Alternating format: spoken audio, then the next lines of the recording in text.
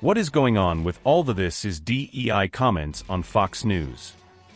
Someone sent me the article from Fox News about the Southwest flight that almost crashed. And there are tons of comments about how it's because of DEI. They mostly all follow a similar format along the lines of "I'm an experienced pilot in this problem is because of DEI."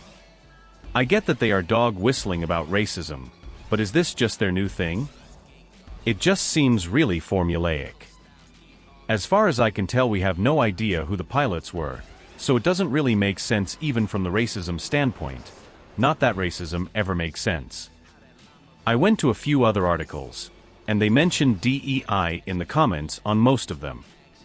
Like on one, there's an elected black mayor, and they're talking about DEI. Answer: DEI, which stands for diversity, equity, and inclusion, is a phrase used to describe organizational frameworks that promote equality and diversity.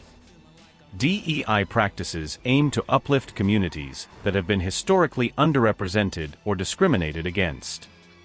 In the United States, DEI policies like affirmative action and anti-discrimination laws have existed since the 1960s, initially addressing racial discrimination and eventually expanding to cover LGBTQ+ inclusion practices.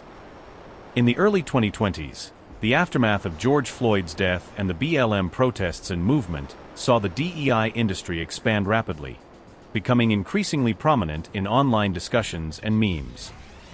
By 2024, many American conservatives notably began to blame DEI policies for a variety of issues in the U.S., including the deterioration in the quality of Boeing planes and the collapse of the Baltimore Francis Key Scott Bridge.